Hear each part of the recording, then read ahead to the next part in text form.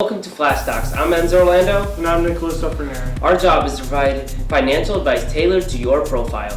We, as well as you, are in the business of making money. We want to help you grow your investments and make money off of sound decisions with backed up sources and data. And with that, Nick, the market has been pretty interesting this week, up and down all the week, and then it closed very good Friday, so let's take a look at everything. So, getting into the NASDAQ here, a little bumpy on Thursday, but overall a strong performance this week. Up about 2% in the 5-day average. It's sitting right now at about 10,913 points.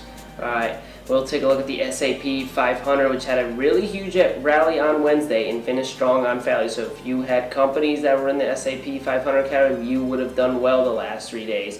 Up about 51.87 points, up 1.60%. S&P 500 looking great to close out, looking to be good going into Monday.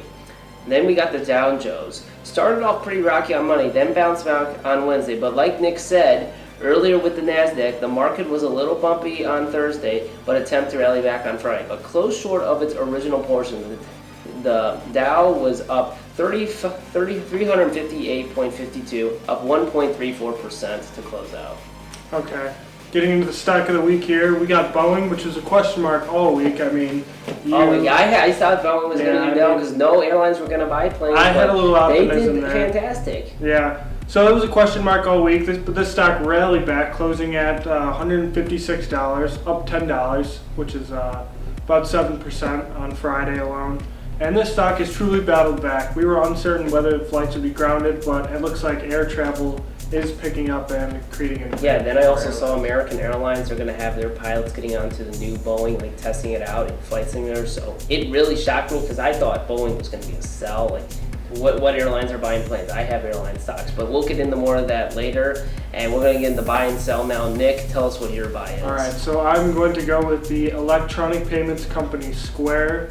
So last closed at $157, up 12% over the last week. You know those little squares that company used to take credit cards? Well, that company is banking out.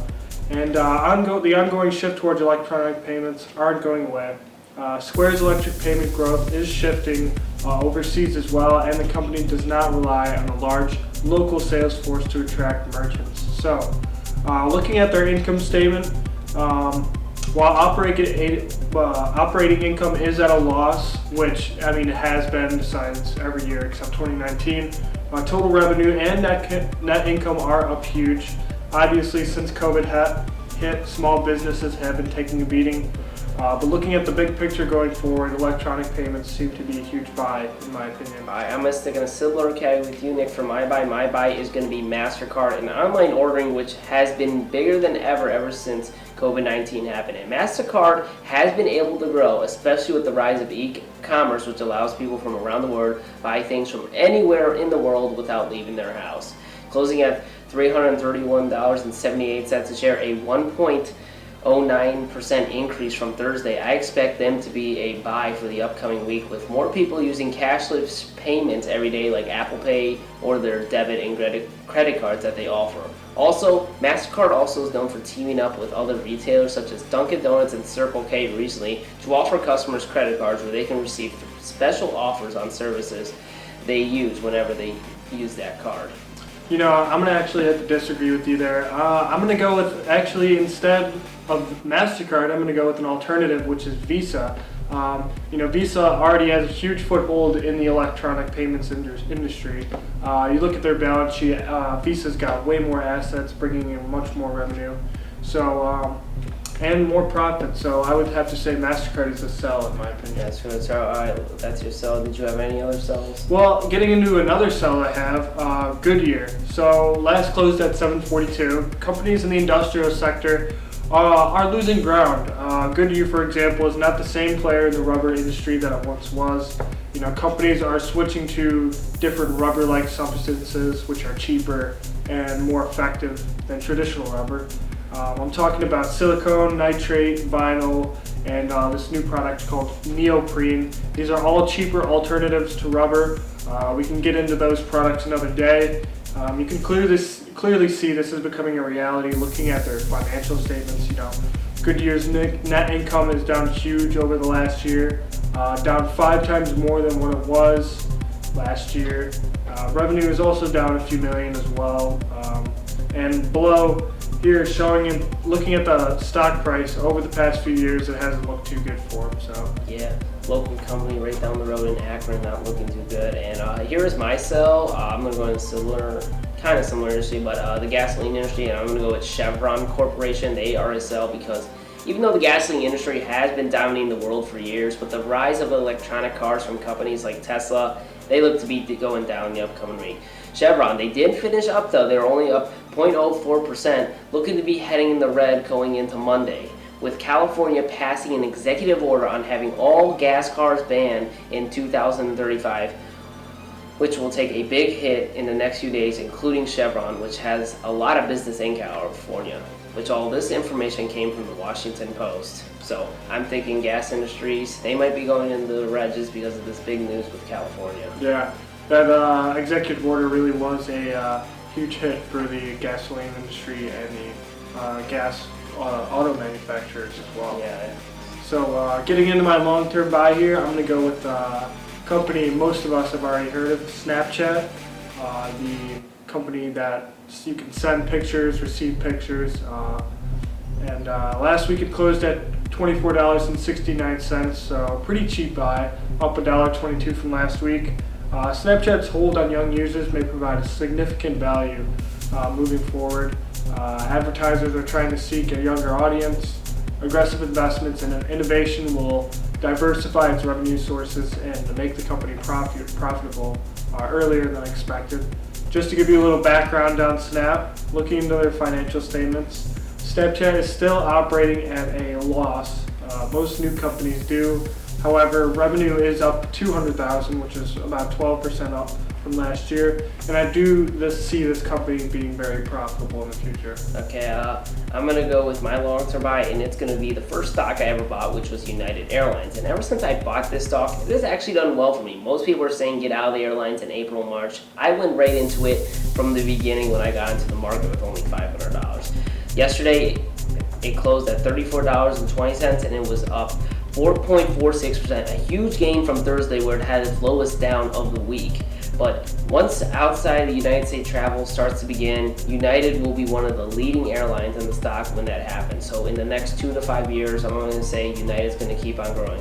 One of the highest airline stocks right there, along with Delta. So we're going to get into short-term buys now. Yeah, short-term buys, and I'll give you guys my short-term buy. I'm going to stay with travel. I'm going to go with Norwegian Cruise Line. Cruise line industries was one where more people said that would do worse than the airlines during the pandemic, but many of them have profited well, especially Norwegian, which had a big gain to close out the week, trading at $16.60 a share. This is a great stock for many of you young people to buy since it's at a cheap price, and the cruise lines might be returning in 2021 if the CDC takes down the no-sail ban. This stock all depends on how well the U.S. does with controlling the coronavirus, because if things start to get better, this stock will be going up if new CDC protocols are in place for cruise line travels to start back up. Yeah, that is an interesting thing to keep our eyes on. Another thing to keep our eyes on is Tesla. So, as mentioned earlier, the Washington Post reported on Governor Gavin Newsom signing that executive order which requires new automobiles sold in the state to be electric or otherwise zero emissions. So this is great news for Elon Musk and Tesla, which last closed at $407, so a little expensive. But with electric cars being their number one product, revenue for this company is expected to rise in the next few years. Alright, and with that, we are going to go with our best performing industries. We got two. My first one, I'm going to say, is travel. Even though they may have been down during COVID, but many of the airlines and cruise line stocks have been performing well during the past few months. Most of the travel stocks closed up, and when things get back to some international travel, they will be the top gainers for a while. Yeah, and I'm going to go with electronic payments. So I had an option earlier in this segment where I picked Square. So I also, a few episodes ago, picked PayPal as a good stock to buy. I just think electronic payments are the future of the economy. There's no longer really a need for cash. And the market share for these companies like PayPal, Visa, MasterCard are huge. So these companies are going to see a huge uptick in revenue moving forward.